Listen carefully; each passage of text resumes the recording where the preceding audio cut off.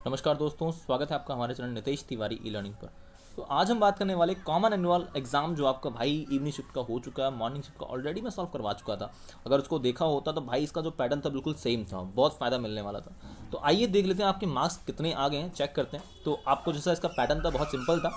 3 घंटे का भाई एग्जाम था, 70 मार्क्स का था लगभग, और वही 4 भागों में इसको बांट दिया गया था। 30 क्वेश्चन थे, 1 से लेकर 17 आपके बहुविकल्प मल्टी चॉइस क्वेश्चंस थे। उसके अलावा आपका 18 से 23 आपके 3 नंबर के प्रश्न, और जो कि आपको 80 से 100 वर्डों में लिखना था भाई। उसके बाद आपका 18 से 19 आपका जो था, 18-19 जो आपका है वो 5 नंबर थोड़े थोड़े स्रोत वाले थे, और उसके बाद 24 से 28 5 नंबर के क्वेश्चंस थे, जो कि 150 वर्डों में, लगभग 120 से 150 वर्डों में लिखना था। 29-30 भाई मानचित्र था, उसके बाद आपका पेपर खत्म। ठीक है, ये पैटर्न बिल्कुल सिंपल था।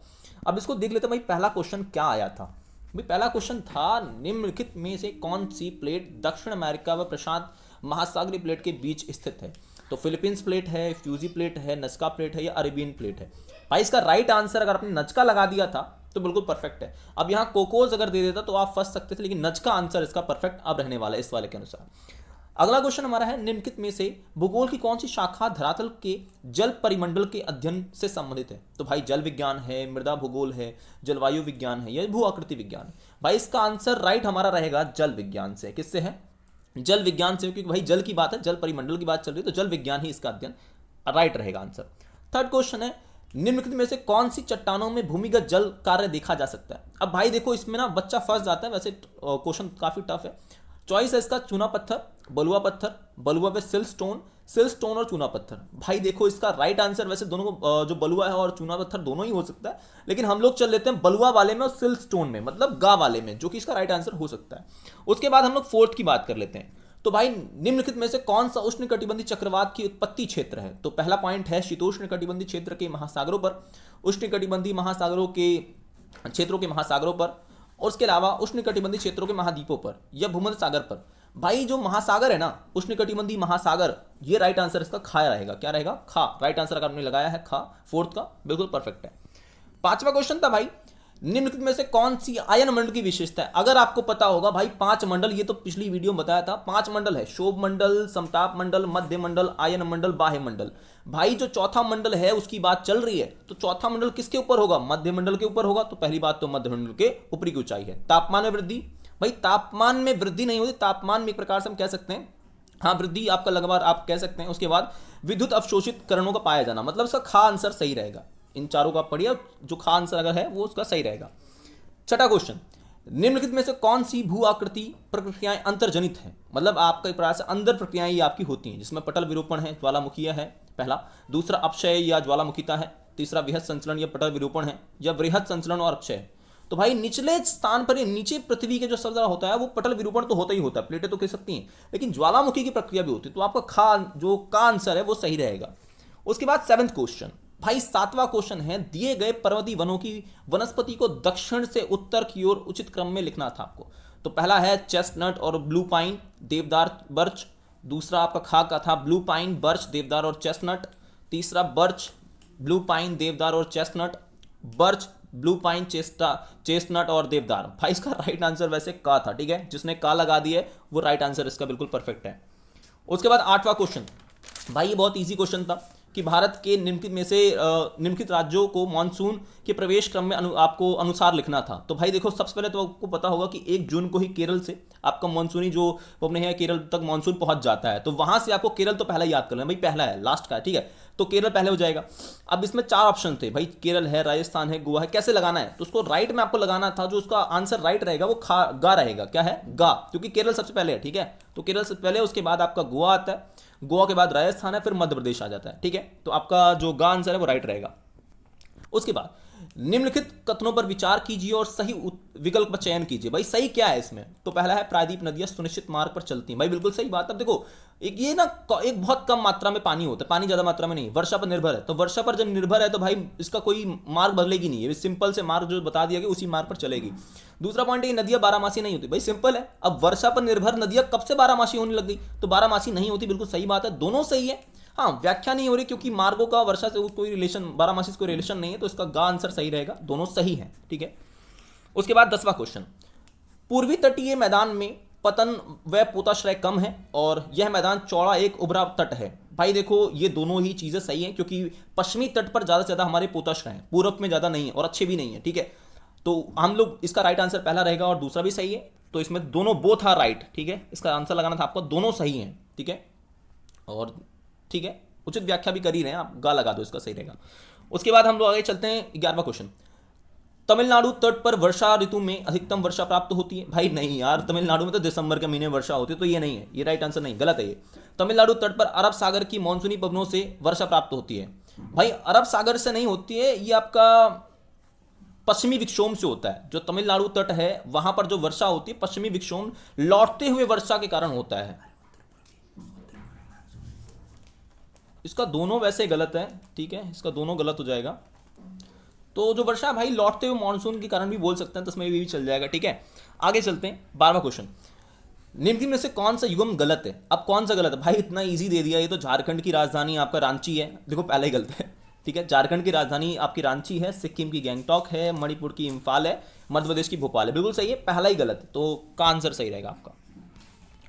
आगे बात करते हैं हम लोग, निम्नलिखित में से कौन सा युग्म सही है? अब इसमें कौन सा सही है, तो पवनों के प्रकार और वनस्पति देख लेनी है। तो पर्वतीय वन में आपका ऑक्सलवुड है, या पर्णपाती वन में एनी है, या कांटेदार वन साइडर है, या उष्णकटिबंधीय अर्ध सदाबहार में कैल है।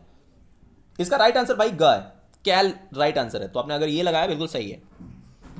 उसके बाद आपका 14वां क्वेश्चन, निम्नलिखित में से कौन सा भूस्खलन के अत्यधिक सुभेद क्षेत्र है, जहां भूस्खलन बहुत बड़ी मात्रा में होता है? तो पहला पॉइंट है राजस्थान, बिहार, अंडमान निकोबार। उसके बाद है उत्तर पूर्वी क्षेत्र, जो कि आज स्थिर हिमालय की युवा पर्वत श्रृंखलाएं हैं और अंडमान निकोबार है। तीसरा है उत्तर पूर्वी क्षेत्र, अंडमान निकोबार, उड़ीसा। और चौथा हिमाचल प्रदेश, हिमाचल की युवा पर्वत श्रृंखलाएं और अरावली पर्वत। भाई अरावली पर्वत की वजह से इसको गलत कर देंगे, बाकी ये भी सही था, लेकिन इसका खा आंसर बिल्कुल सही रहेगा। खा, जो खा है, ठीक है, ये बिल्कुल सही रहेगा कि भाई उत्तर पूर्वी क्षेत्र और आज स्थिर हिमालय की युवा जो पर्वत श्रृंखलाएं हैं और अंडमान निकोबार में बहुत ज्यादा आपका आता है भूकंप, ठीक है। इसके बाद आपको ये पैसेज दिया गया था, पैसेज को पढ़ना था, इसी में लगभग आंसर था सारा का सारा। देख लेते क्वेश्चंस क्या थे। तो भाई निम्नलिखित में से कौन सी सुनामी के अर्थ को स्पष्ट करता है? तो भाई सुनामी के जो अर्थ है वो ऊर्ध्वाधर ऊंची जो तरंगे हैं वो स्पष्ट करता है। उसके बाद निम्नलिखित में कौन सी महासागर में जल तरंग की गति निर्भर करती है, किस चीज़ पर निर्भर करती है? तो जो जल तरंग की जो गति है वो जल की गहराई पर निर्भर करती है, डेप्थ ऑफ दी वाटर, ठीक है। उसके बाद आपका है कि निम्नलिखित में से कौन किस कारण से समुद्र के आंतरिक भाग में सुनामी महसूस नहीं होती है? तो पहला है उथले समुद्र में सुनामी की लहरें लंबाई में ऊंचाई अधिक होती है, गहरे समुद्र में सुनामी की लहरें ऊंचाई अधिक लंबाई और ऊंचाई कम होती है।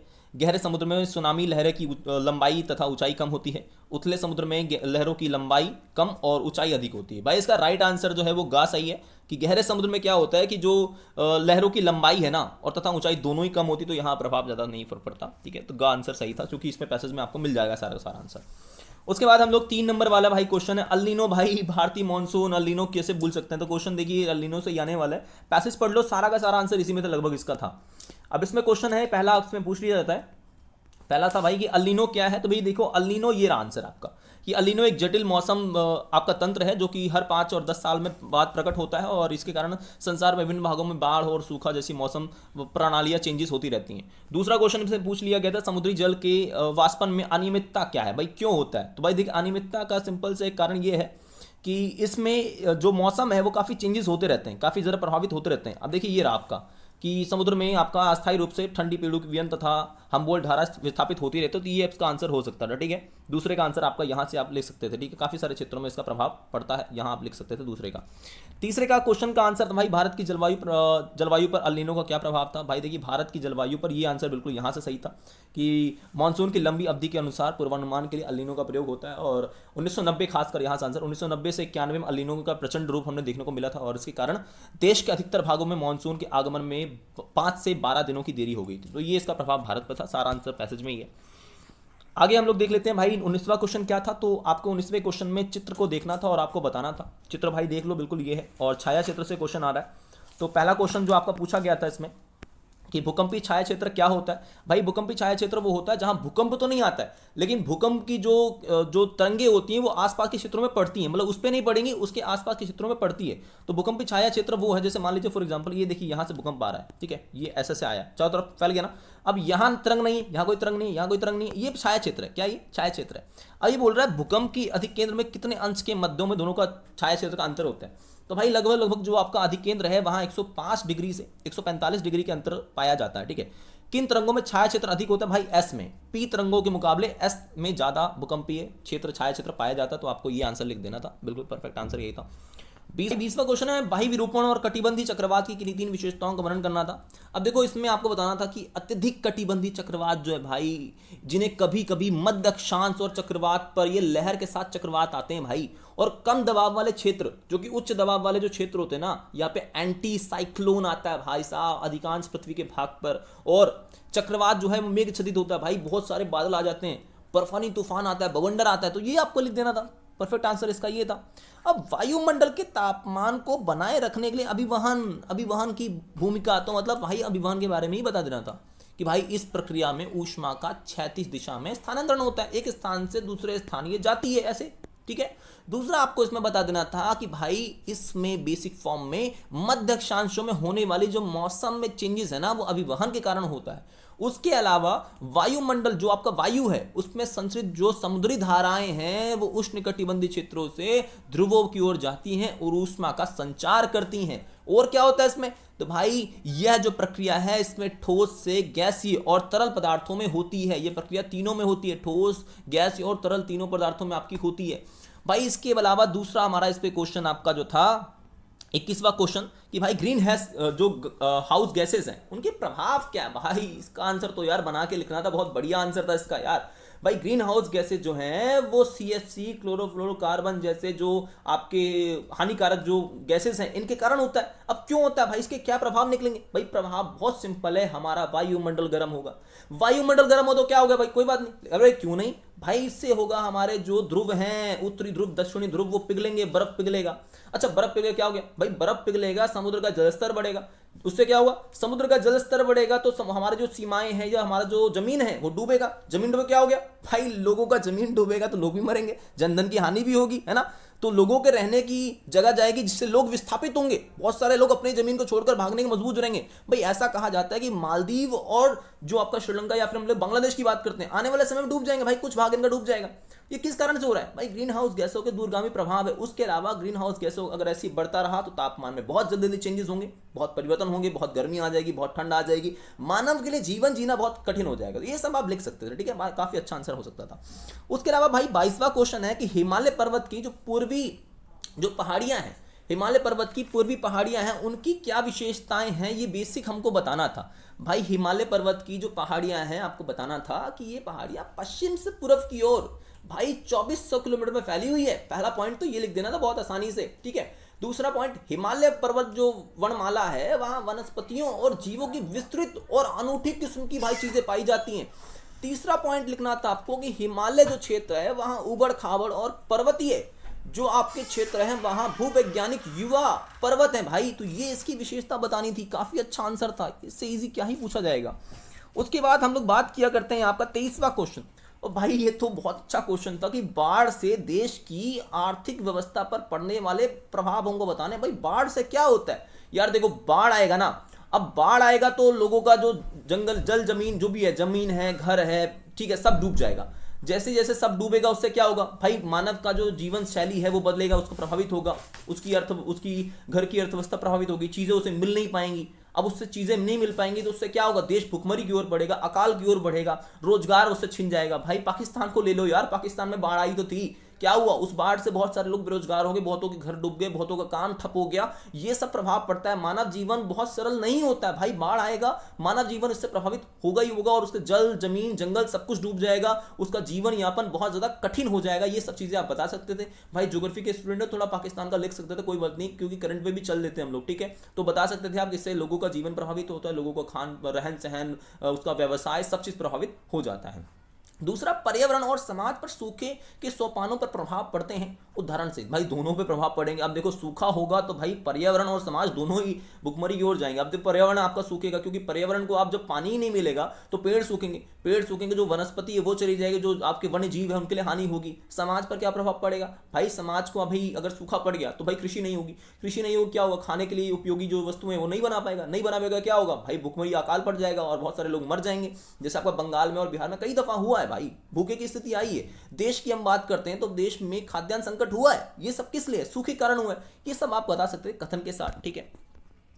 24वां भाई प्रश्न था कि जैव विविधता का संरक्षण मानव अस्तित्व के लिए क्यों आवश्यक है। भाई बहुत जरूरी है यार, जैव विविधता, डाइवर्सिटी, बायोडाइवर्सिटी बहुत जरूरी है। अगर मानव इन्हें नहीं बचाता है तो मानव खुद के लिए ही एक हानि, एक खतरा पैदा कर रहा है। क्यों कर रहा है, क्योंकि भाई इनका भी एक रेलेवेंस है, इनका भी एक महत्व है हमारे जीवन में। अगर हम जैव विविधता को खत्म कर देंगे तो आने वाले समय में जो एक स्थिति चल रही है, जो एक ऐसे देखो, अब समझो एक बात को, हमारा समाज ना एक चेन की तरह चल रहा है। एक भी चेन अगर टूटती है या हमारा जैव विविधता, एक भी चीज अगर खत्म हो जाती है तो वो चेन टूट जाएगी।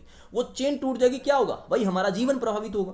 और हमारा जीवन जब प्रभावित होने लग जाएगा तो मानव का अस्तित्व भी खतरे में आ जाएगा। तो आप बता सकते जैव विविधता बहुत ज्यादा जरूरी है। यहां तक कि जैव विविधता के लिए भारत सरकार ने बहुत सारी नीतियां बनाई है भाई, चाहे वो बाघों को बचाने के लिए हो, चाहे एलिफेंट्स को बचाने के लिए हो, भाई बहुत सारी नीतियां हमने बनाई।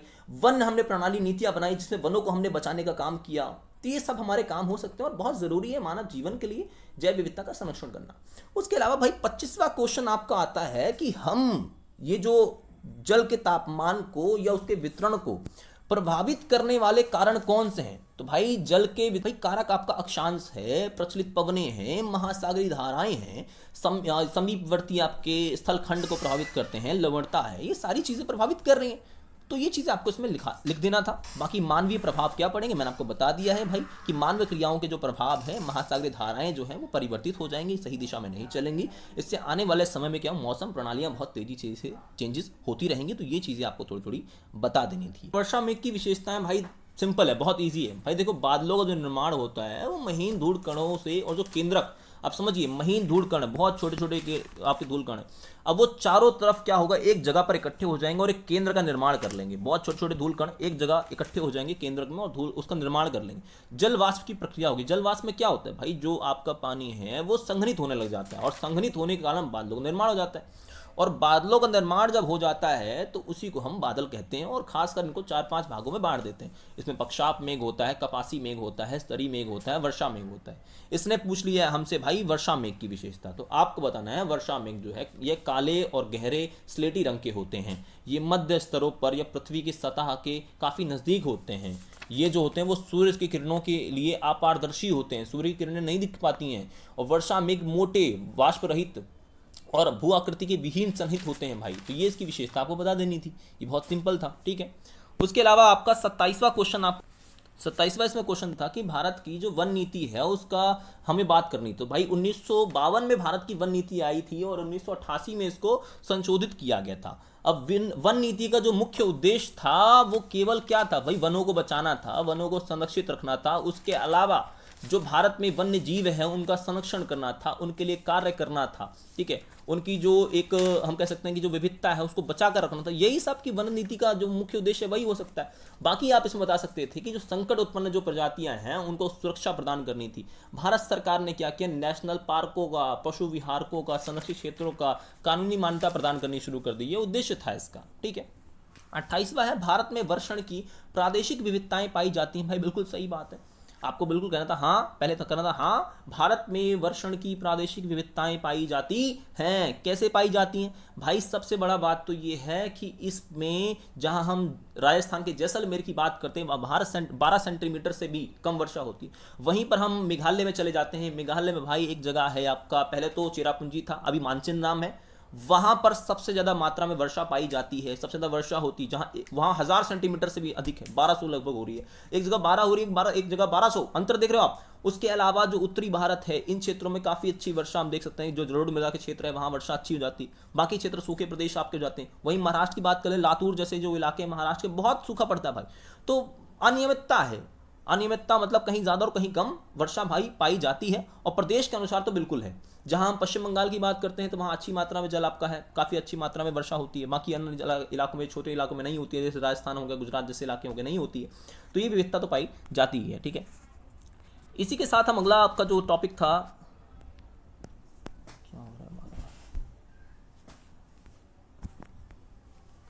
भाई मॉनसून ने भारत के आर्थिक जीवन पर क्या प्रभाव डाले। देखिए मानसून ने भारत की आर्थिक जीवन पर बहुत ज़्यादा प्रभाव डाला है। भारत की हम जब बात करते हैं तो भारत में 64% जो लोग हैं वह आपके कृषि क्रियाकलापों में लगे हुए हैं। अब इतने ज़्यादा परसेंट में अगर लोग कृषि क्रियाकलापों में लगे होंगे तो ज़रा बताइए भारत के जो लोग हैं उनके जीवन को कैसे प्रभावित नहीं होंगे। भाई बिल्कुल होंगे। और जीवन जब प्रभावित होगा तो भारत के लोगों का रहन सहन भी प्रभावित होगा, खान पान भी प्रभावित होगा, ठीक है, काफ़ी मात्रा में प्रभावित होगा। और इसी के साथ साथ हम बात करते हैं कि उच्च वर्षा की उच्च परिवर्तिता के कारण, मतलब चेंजेस होने के कारण कुछ भागों में सूखा हो जाता है और अन्य भागों में बाढ़ के प्रकोप हो जाते हैं। भारत में कृषि की सफलता मानसून पर निर्भर करती है। मानसून आएगा तो अच्छी वर्षा होगी, वरना नहीं होगा। सिंचाई विहीन क्षेत्रों में क्या होगा, अनियमित जो अनिश्चित जो विशेष प्रभाव है वो पड़ता है। मानसून का अचानक विस्फोट, अचानक से आ जाना, अचानक से मृदा अपरदन की समस्या, ये सारी समस्याएं भारत में पाई जाती हैं, ठीक है। आप ये लिख सकते थे। वही भारत में अगली क्वेश्चन ना इसका, वो भारतीय कृषि मानसून, एक जुआ वाला ही आंसर आपको लिखना था, बस थोड़ा सा घुमा दिया इसने, ठीक है, आंसर वही था। पहला क्वेश्चन है कि पश्चिमी भारत में 50 सेंटीमीटर से कम वर्षा वाला क्षेत्र, भाई राजस्थान आंसर था। गुजरात की राजधानी गांधीनगर थी। सिंधु घाटी जो नदी है, अगर आप बात करते हैं बहुत सारे बच्चे, तो इसमें आपका एग्जैक्ट आंसर जो था वो लेह लद्दाख की बात होती है, लद्दाख, ठीक है। बहुत सारे जम्मू कश्मीर लगा के आएंगे, वो टीचर पे डिपेंड करता है, देखो देखा कि नहीं देखा। पश्चिमी घाट की बात करते हैं, वेस्टर्न घाट जो आपका है वो भारत में जो इलाका है वो हम बात कर लेते हैं थोड़ा सा, इस इलाके में ये पश्चिमी घाट है, ठीक है। मन्नार की खाड़ी, जैसे भारत का मैप ये है तो मन्नार की खाड़ी ये है, ये मन्नार की खाड़ी यहाँ लगाना था आंसर। उसके अलावा सिक्किम का हिमालय चोटी, तो जो सिक्किम है यहाँ ऊपर जाके काफ़ी ऊपर, तो सिक्किम में आप कंचनजुंगा का नाम लिख देना था। जो मानस है या काजीरंगा की बात करते हैं, दोनों ही असम में है, तो मानस जो है वो असम में, ये राइट आंसर था। भाई वर्ल्ड का देश की, भाई लोकेशन वाइज देश का नाम लिख देते हैं। और ठंडी जलधारा में आप पेरू लिख सकते थे, ओयो शिवो लिख सकते थे, ठीक है। और जो एक महासागर था, ओशन था, तो वो आपको लोकेशन वाइज था। प्लेट विवर्तनिक, वो भी लोकेशन वाइज ही था। हाँ, ये बता सकते हैं कि पारिस्थितिक हॉटस्पॉट और एक गर्म जलधारा और पारिस्थितिक हॉटस्पॉट, इसमें दो नाम मैं आपको तीनों बता सकता हूँ मेनली जो पूछे जाते हैं। एक पारिस्थितिकी जो हॉटस्पॉट है वो मेडागास्कर का पूछा जाता है या फिर इंडोनेशिया, और एक गर्म जलधारा जो आपकी है वो गल्फ स्ट्रीम की जो आपकी आती है वो वाली आप लिख सकते थे, गल्फ स्ट्रीम काफ़ी फेमस है। और एक पारिस्थितिक हॉटस्पॉट दोबारा से था, तो ये आपका इंडोनेशिया और मेडागास्कर दोनों ही आया हुआ था, तो आपको दोनों लोकेशन देख के लिख देना था। भाई मैं लगभग आपका पेपर पूरा सॉल्व करवा दिया है, एक भी चीज़ें गलत नहीं है, आप चेक करो, ठीक है। एंड अगर आप 12th में है भाई, ज्योग्राफी आपके पास है, प्लीज़ चैनल के साथ बने रहो, चैनल को सब्सक्राइब कर लो, बेल आइकन को दबा दो। आपको एक बेस्ट कंटेंट दूंगा, क्योंकि पिछले 5 सालों से ज्योग्राफी पढ़ा रहा हूँ, अभी इस साल से हम लोग ऑनलाइन आ रहे हैं, तो आपको जो कंटेंट मिलेगा वो भाई एक नंबर मिलेगा। तो इसी के साथ जय हिंद, जय भारत।